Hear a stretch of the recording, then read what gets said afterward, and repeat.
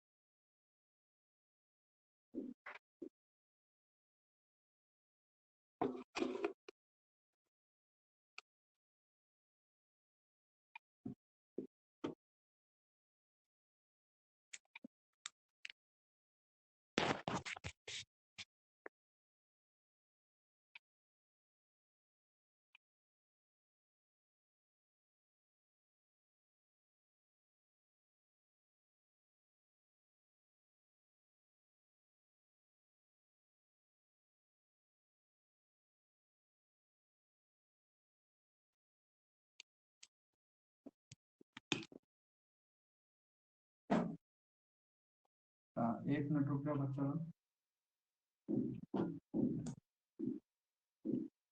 ये बताओ केमिस्ट्री करा दें कि वो बॉटनी जो हम नोट्स बनाए थे उसको कवर करा दें? सालने बच्चा सब लोग बताओ। छाया नीलम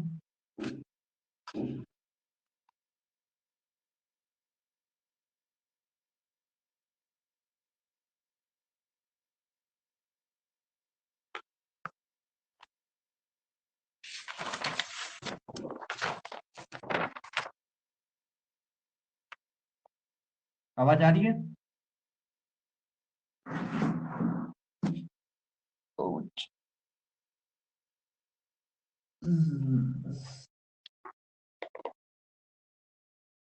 हेलो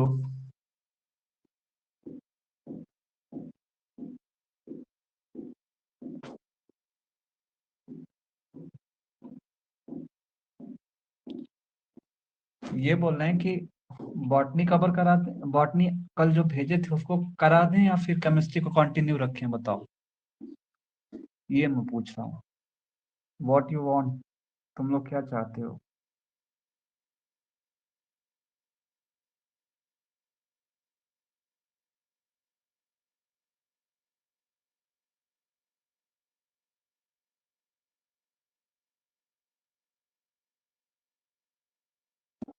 हाँ बॉटनी थोड़ा सा, शालिनी का डिमांड है बॉटनी, छाया बॉटनी, नीलम। हाँ कोई दिक्कत नहीं, केमिस्ट्री कोई दिक्कत नहीं है बच्चा, कोई दिक्कत नहीं। बॉटनी बता दें? देखो क्योंकि नोट्स है, इजी है, तुम लोग जब आंसर राइटिंग करोगे तो अच्छे से समझ में आ जाएगा कि ये चीज है क्या। हाँ तो अब केमिस्ट्री के लिए भी केमिस्ट्री का एक वो करा के हम जरूर जाएंगे, टेंशन ना लो, केमिस्ट्री कराएंगे। हाँ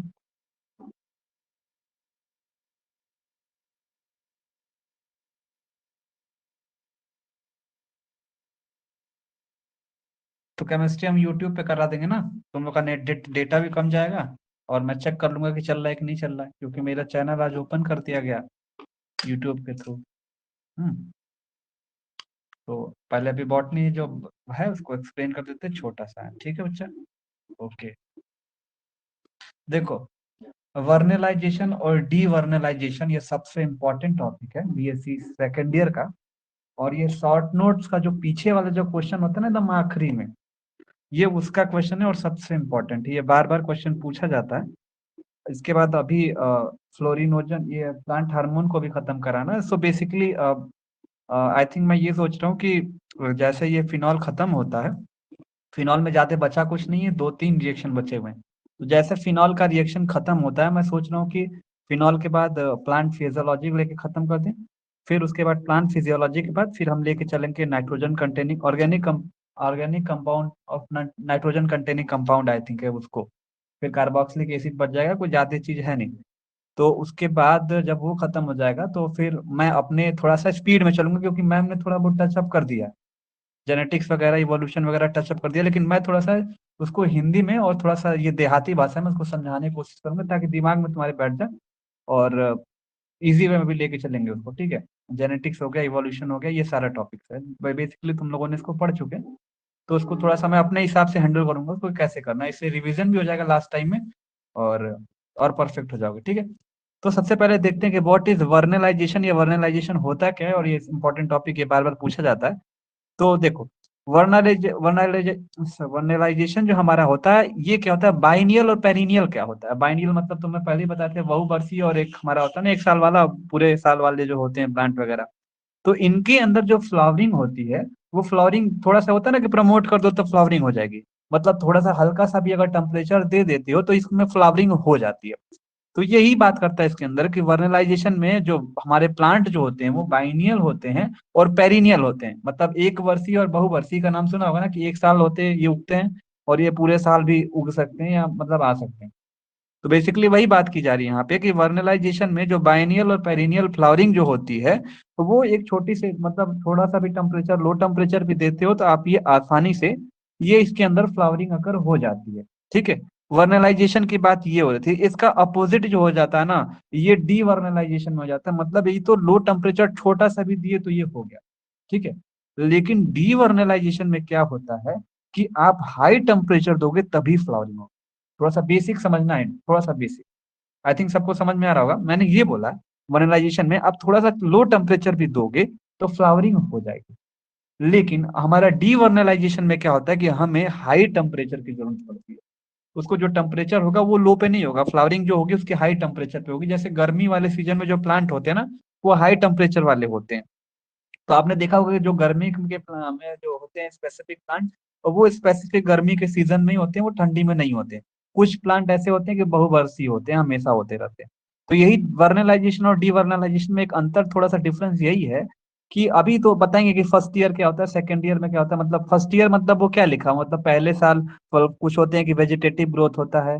मतलब जैसे तुम्हारा होता है ना कि पहले छोटे से तुम लोग कभी बड़े हुए हो, तो पहले 5 साल में तुम लोगों ने क्या, वो चलना सीखा होगा, फिर थोड़ा सा आगे बढ़े होगे तो बोलना सीखा होगा, फिर पढ़ना सीखा होगा। तो इसमें जो वर्नलाइजेशन में कुछ ऐसा ही होता है कि पहले साल का जब होता है, मतलब कुछ फर्स्ट साल में तो उसमें ग्रोथ होती है। फिर जैसे वो विंटर सीजन को क्रॉस करता है तो उसके अंदर फ्लावरिंग होती है, ऐसा ऐसा प्रोसेस उसके अंदर होता जाता है। और इस वर्नलाइजेशन को एक साइंटिस्ट हमारे क्लिपार्ट ने दिया था, जो 1857 में दिया था। बेसिकली अभी हम इसका इंट्रो और आउटलाइन बता रहे हैं, फिर इसको हम डिस्कस करेंगे डिटेल में, what is this and what is the reason behind it, okay.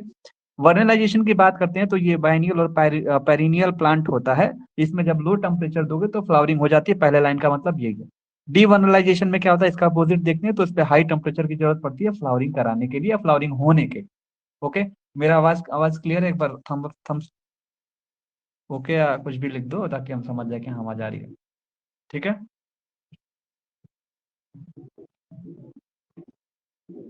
बताने में मेहनत नहीं लगती है, इसका नोट्स बना के रंगने में अच्छा रंगने में टाइम लग जाता है। अब लिखो उसको, फिर ढूंढो, फिर ऐसा वर्ड कौन सा होगा जो एग्जामिनर को इम्प्रेस करेगा, कहाँ पे अंडरलाइन करना है, कैसे अंडरलाइन नहीं करना। तो बेसिकली इसी जैसे मैंने किया है उसके हिसाब से तुम लोग एग्जाम में चलना, कहाँ पे अंडरलाइन करना है, कहाँ पे नहीं करना है। बाकी आखिरी में हम टचअप में रहेंगे कि क्या करना है क्या नहीं करना है। और फिलहाल में मैं कुछ दिन बाद प्रैक्टिकल को भी साथ में लेके चलूंगा, 2 दिन के लिए, वो कोई दिक्कत नहीं है प्रैक्टिकल में, ठीक है। क्योंकि देखो कुछ जो होते हैं कि हमारे आउट ऑफ रेंज के क्षेत्र में जिनका खराब होता है तो फिर देखा भी नहीं जा सकता ना। और कुछ लोग का ऐसा है कि भाई एकदम से सटीक है एक बार बोल तो काम हो जाएगा। तो देखते हैं क्या करना है फिर आगे। तो ये देखने दिखाने वाला काम ही ना हो, उससे अच्छा कि तुम लोग को तैयार कराते हैं और जाके हिट आउट कर दो सीधा डायरेक्ट एग्जाम में। प्रैक्टिकल के लिए भी थोड़ा सा ज्यादा मेहनत नहीं करना है। प्रैक्टिकल फाइल कहाँ तक पहुंची, अभी इसके बारे में बात करेंगे, प्रैक्टिकल फाइल कहाँ तक पहुंची, पहले इसको देखते हैं व्हाट इज वर्नलाइजेशन। तो हमने देखा कि बाइनियल और पेरिनियल फ्लावरिंग में जो प्लांट में जो थोड़ा सा टेम्परेचर दे रहे हो तो ये बढ़ता जा रहा है। अब देखो आगे होता क्या, इस प्लांट के अंदर होता क्या, जब ये फर्स्ट ईयर मतलब पहले साल जब ये ग्रो कर करके फर्स्ट मतलब होता है ना कि in this plant first year मतलब पहले साल क्या होता है। तो इस प्लांट के अंदर जो पहले साल होता है, वो पहले साल सिर्फ वेजिटेटिव ग्रोथ होता है। अब तुमने वेजिटेटिव ग्रोथ का नाम सुना होगा, जिसके अंदर क्या होते हैं, सारे वेजिटेटिव प्रोपगेशन वगैरह होते हैं, कटिंग डाउन होते हैं, सारा चीज मतलब बेसिक सा एक वेजिटेटिव ग्रोथ होता है। वेजिटेटिव ग्रोथ मतलब होता है किसी भी प्लांट का ग्रोथ जो वेजिटेटिव पार्ट से हो, किसी भी प्लांट से स्टेम से हो जाए, तो इस चीज को हम बोलते हैं वेजिटेटिव ग्रोथ। तो मतलब कि इस प्लांट के अंदर पहले साल सिर्फ वेजिटेटिव ग्रोथ ही होता है। पहला पॉइंट हमने जाना कि बाइनियल और पेरिनियल फ्लावरिंग जो होती है वो लो टेम्परेचर पर प्रमोट होती है वर्नलाइजेशन के अंदर, उसको बोलते हैं वर्नलाइजेशन। वर्नलाइजेशन किसको बोलते हैं? छोटे टेम्परेचर पर हो जाए, कम टेम्परेचर हो जाए। वर्नलाइजेशन जब होता है तो पहले साल कोई भी प्लांट वेजिटेटिव ग्रोथ होता है उसके अंदर। फिर जैसे ही वो विंटर सीजन से पास होता है, मतलब जो ये इस टाइम सीजन चल रहा है, जैसे मतलब हमारे क्या 2021 चल रहा है, नेक्स्ट ईयर मतलब 2022 में जैसे हमारा प्लांट क्रॉस करेगा, when the plant passes through the winter season into the next year, flowering इसकी वो हो जाती है। अभी कुछ ऐसे प्लांट हुए होंगे, जैसे सरसों को जाके देख लो। सरसों को अगर देखे होगे मस्टर्ड को, तो आपने देखा होगा कि अभी इस प्लांट में विंटर सीजन में जैसे वो क्रॉस करेगा नेक्स्ट ईयर 2022 में, देन इसकी फ्लावरिंग हो जाती है। तो वर्नलाइजेशन में क्या प्रोसेस है जिसमें वाइनिलियल और पेरिनियल प्लांट्स का जो फ्लावरिंग होती है वो लो टेम्परेचर पे हो जाती है। पहले साल इसमें क्या होता है, सिर्फ वेजिटेटिव ग्रोथ होता है। फिर उसके बाद देखते हैं क्या कि जब प्लांट पास हो जाता है विंटर सीजन में नेक्स्ट ईयर में, तो फ्लावरिंग इसके अंदर हो जाती है। ठीक है, आई थिंक इतना क्लियर हो गया होगा। ओके बच्चा, इतना क्लियर हुआ। अब देखो ये पॉइंट क्या बोला, कहने का मतलब है पूरा ऊपर से हमें ये थोड़ी सी समरी निकल के ये आई कि ऐसे लो टेम्परेचर का रिक्वायरमेंट होता है प्लीज, मतलब किसी भी प्लांट को लो टेम्परेचर जो रिक्वायरमेंट होता है जिसपे वो फ्लावरिंग हो सकती है। तो एक हमारे साइंटिस्ट ने उन्होंने ऑब्जर्व किया कि किसी भी लो टेम्परेचर पे जो फ्लावरिंग हमारी हो जा रही है, और या मतलब किसी भी प्लांट को फ्लावरिंग करने के लिए रिक्वायरमेंट है, उसी चीज को हम क्या बोलते हैं, वर्नलाइजेशन। और इसको कौन प्रूव किया था? क्लिपार्ट ने 1857 में। तो रिवॉल्ट ऑफ 1857 नहीं पढ़ा रहे, ये क्लिपार्ट की थियरी पढ़ा रहे जिन्होंने इसको प्रूव किया था। किसको? वर्नलाइजेशन को। तो बेसिकली एक बार हम बेसिक साइज का वो देख लेते हैं, रिकैप क्या था। वेनिलियो बाइनियल पेरिनियल इसके अंदर होता है क्योंकि छोटे से टेम्परेचर पे फ्लावरिंग हो जाती है। दूसरा हमने ये जाना कि फर्स्ट ईयर इसमें सिर्फ वेजिटेटिव ग्रोथ होता है, फिर उसके बाद जैसे फर्स्ट ईयर को क्रॉस करता है नेक्स्ट ईयर में जाता है, विंटर सीजन को क्रॉस जैसे करेगा या विंटर सीजन में थोड़ा सा आगे बढ़ता है तो इसके अंदर फ्लावरिंग हो जाती है। फिर इसमें क्या होता है कि इसी प्लांट को फ्लावरिंग करने के लिए एक थोड़े से टेम्परेचर की रिक्वायरमेंट होती है। इसको कौन ऑब्जर्व किया था? तो क्लिपार्ट हमारे एक साइंटिस्ट है जिन्होंने 1857 में इसको ऑब्जर्व किया था। ओके, आई थिंक सबको ये क्लियर हो रहा होगा। हाँ, अब देखो, this requirement of low temperature in nature can be satisfied by artificial in laboratories. कहने का मतलब ये है कि जो ये लो टेम्परेचर का रिक्वायरमेंट है किसी भी प्लांट को, जो ये नेचर में अवेलेबल है, ये आर्टिफिशियल लेबोरेटरी में भी इसको दिया जा सकता है और प्लांट को ग्रो कराया जा सकता है। मीन्स इस समय तो सब कुछ हो रहा है। आप देखोगे इलाहाबाद यूनिवर्सिटी के फिजिक्स लैब में जाओगे, फिजिक्स लैब में तो आपको फोटान्स पार्टिकल का एक हमारे जो सीनियर प्रोफेसर है वो एक्सपेरिमेंट कर रहा है। आई थिंक जाने का मौका मिलेगा नहीं तुम लोग को। मतलब वो रिसर्च कर रहे हैं इसके ऊपर, फोटान्स पार्टिकल, मतलब वो किसी भी प्लांट को जो उस फोटान्स लाइट होता है उससे उन्होंने ग्रो करा के उसको रखा हुआ एक्सपेरिमेंटली। उनके लिए इलाहाबाद जो जंक्शन है, प्रयागराज जंक्शन पे एक ऑलरेडी एक ट्रेन का डिब्बा, तुम लोग को नहीं पता होगा, हम लोग के टाइम बताया गया था ये और हम लोग गए थे देखने। तो एक ट्रेन का डिब्बा ही उनको मिला ताकि वो पूरी तरीके से प्रैक्टिकल कर सके उसके ऊपर। तो उनके जाओगे उनके लैब या उनके चैम्बर में, जैसे आप जाओगे फिजिक्स डिपार्टमेंट में, मैथ्स के, अपनी साइंस फैकल्टी जो है, तो वहां पे उन्होंने ऐसा काम किया है। ठीक है, तो ऐसा नहीं है कि तुम लोग यूनिवर्सिटी गए गुजरे है, काफी चीजें, काफी चीज अच्छी भी चीजें भी होती है वहाँ, काफी चीजें बुरी भी होती हैं। So the requirement of low temperature in nature can be satisfied by the artificial laboratory. तो आर्टिफिशियल लेबोरेटरी में उतना टेम्परेचर देके किसी भी प्लांट को हम क्या कर सकते हैं, ग्रो करा सकते हैं। ये बेसिक सा हमारा एक टर्मिनोलॉजी था जिसको हम आगे बढ़ सकते हैं। फिर आगे देखते हैं होता क्या कि बाइनियल सीड के अंदर, if biennial seed is germinated then expose to the low temperature 0 से 5 डिग्री सेल्सियस फॉर वीक। कहने का मतलब है कि जब बाइनियल सीड जर्मिनेट करता है देन ये एक्सपोज हो जाता है लो टेम्परेचर के ऊपर। कितने पे? 0 से 5 डिग्री सेल्सियस पे हर वीक के बाद। हर वीक के बाद तुम्हें ये ग्रो करते हुए दिखाई देता है बाइनल से। It will behave as it has gone through a cold winter and the plant will complete through their life cycle in a year. तो हमें ये देखा पता चल जाता है कि ये जो प्लांट है वो एक तरह से विंटर सीजन या कोल्ड सीजन के थ्रू ये गया हुआ है और ये अपनी लाइफ साइकिल को सिर्फ एक साल के अंदर कंप्लीट कर देता है। तो यही हमारा था वर्नलाइजेशन। आई होप सबको समझ में होगा कि वर्नलाइजेशन होता है क्या। ठीक है, बाइलिंगुअल है, कोई दिक्कत नहीं। अब देखते हैं डीवर्नलाइजेशन होता है क्या, इसका उल्टा। देखो, devernalization is a reverse of vernalization. कहने का मतलब है बच्चा जब वर्नलाइजेशन का रिवर्स होगा तो जब वो लो टेम्परेचर पे किसी भी सीड को फ्लावरिंग बना रहा है, मतलब फ्लावर हमारे, मतलब किसी भी लो टेम्परेचर पे फ्लावरिंग कर रहे हैं, तो इसका मतलब इसके लिए हाई टेम्परेचर की जरूरत पड़ेगी ना। तो इसके अंदर क्या होगा, पहले देखो क्या होता है। ये डीवर्नलाइजेशन रिवर्स होता है वर्नलाइजेशन का, तो सिर्फ एग्जाम में डीवर्नलाइजेशन पूछा जाता है। देखो बच्चों, अगर तुमसे डीवर्नलाइजेशन पूछा जाता है ना बच्चे, अगर तुम कहोगे सर ये बड़ा वाला क्वेश्चन में आ जाएगा तो इतना छोटा सा लिखे हो, कैसे लिखेंगे हम बताओ। ये बोलोगे ना कि सर इतना छोटा सा कैसे डीवर्नलाइजेशन लिखेंगे 6 नंबर में। थोड़ा सा दिमाग लगाओ। पहला लाइन लिखोगे it is the reverse of vernalization, इतना लिखोगे पहले हेडिंग, और उसको अंडरलाइन करोगे।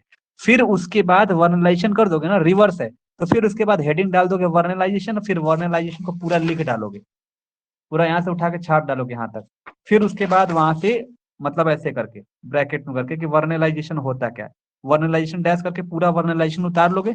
फिर डी वर्नलाइजेशन का इतना लास्ट में लिख दोगे, पूरा 6 का 6 मिल जाएगा। क्या करना है बच्चा, it is reverse of vernalization करके यहाँ पे वो लगाना है, कॉमा लगाना है, वर्नलाइजेशन को एक्सप्लेन कर लेना है। फिर लास्ट में ये चारों पॉइंट को पुट अप कर देना, तुम्हारा फुल मार्क्स मिल जाएगा। अब ये नहीं कि डी वर्नलाइजेशन 6 नंबर में पूछ गया तो इतना ही लिख के चले आओगे। ये बोल दिया ना कि it is the reverse of vernalization, तो फिर वर्नलाइजेशन को आप नीचे एक्सप्लेन कर देना कि वो होता क्या है। फिर फिर ब्रैकेट में जहां से शुरू करना वहां एक ब्रैकेट डबल ब्रैकेट वाला लगाना ऊपर से, और नीचे पूरा लिख देना। आई थिंक सब लोग समझ रहे हैं मैं क्या कहना चाहता हूँ। अब देखो हो गया क्या है, if vernalize seed or plant is kept at high temperature, मतलब जो हमारा लो टेम्परेचर पे जो फ्लावरिंग कर रहा था उसको हम बोले थे वर्नेलाइज सीड। अगर उसी वर्नेलाइज सीड को हम हाई टेम्परेचर पे रख देते हैं तो क्या होता है, तो होता ये है कि the effect of low temperature ये रिमूव हो जाता है। जैसे क्या हुआ कि हमने वर्नलाइज सीड रख दिया, वर्नलाइज सीड मतलब कि उसको लो टेम्परेचर पे दोगे तो ग्रो हो जाता है। तो हमने क्या किया कि उस वर्नलाइज सीड को लिया, और सीड को लेने के बाद उसको हाई टेम्परेचर पे रख दिया। तो क्या होता है कि जो लो टेम्परेचर उसके ऊपर जो भूत सवार था लो टेम्परेचर का कि हम उसी पे ग्रो करेंगे, वो कुछ देर बाद ट्रीटमेंट करने के बाद, मतलब उसमें रखने के बाद वो रिमूव हो जाता है। मतलब वो अपने आप को अडॉप्ट कर लेता है पूरी तरीके से हाई टेम्परेचर पे। और जैसे ही हम उसको सीड को सोइंग करते हैं तो क्या होता है, पहली साल सिर्फ वेजिटेटिव ग्रोथ होती है किसी प्लांट की। पहली साल क्या होती है कि सिर्फ वेजिटेटिव ग्रोथ होती है, उसमें भी हो रही थी। लेकिन flowering and reproductive growth occurring next year when the process through the winter season. सोचो एक छोटा सा डिफरेंस है किसका, हाई टेम्परेचर का। बाकी आपको आंसर बनाना अच्छी तरीके से आना चाहिए। तो आप इतना छोटू सा जो बोल रहे थे ना, ये छोटू ने की छोटी हरकत, ये छोटू ने की छोटी हरकत, तो ये छोटू ने की छोटी हरकत नहीं करना है। आपको अच्छे से डीवर्नलाइजेशन भी जब एक्सप्लेन करोगे तो it is reverse of vernalization, फिर वर्नलाइजेशन को उसमें हेडिंग डाल के आपको लिख देना। ठीक है, आई थिंक सबको समझ में आएगा, ये टॉपिक समझ में आ गया। अब ये नोट्स बनाने में ना बहुत थोड़ा सा टाइम टेकिंग होता है, बट कोई डोंट वरी, इस टाइम लास्ट मोमेंट में मैं भी उतना भी नहीं कोई पढ़ता, 24 घंटा कोई नहीं पढ़ता। तो मुझे भी पता है 24 घंटा कोई नहीं पढ़ सकता, तो मैं कोशिश करूंगा कि जितना अच्छा नोट्स हो सके इस समय बनाऊंगा। ओके, तुम लोगों के लिए बॉटनी का, ताकि वो इजी वे में समझ में आ जाए। टेक्सोनॉमी की तरफ वैसे नहीं दूंगा, बस ऐसे अपने खुद से बनाएंगे अपने दिमाग से। और जितना इसमें चेंजेस ला सकते हैं और इसको थोड़ा सा मतलब एब्सोल्यूट और अच्छा आंसर बना सकते हैं, उतना अच्छा आंसर बनाने की कोशिश करेंगे। हाँ, ठीक है, बस इसको यहाँ पे इस चीज को रोको। अब चलते हैं केमिस्ट्री के ऊपर, तो केमिस्ट्री का लिंक मैं दे रहा हूँ, तो सीधा डायरेक्ट यूट्यूब पे बस मैं चेक वेक कर लूंगा, तुम लोग का वो हो भी जाएगा। ठीक है, तो इसको यहाँ पे रोकते हैं, फिर केमिस्ट्री का हम चलते हैं। अभी हम शेयर करते हैं ग्रुप में। ओके।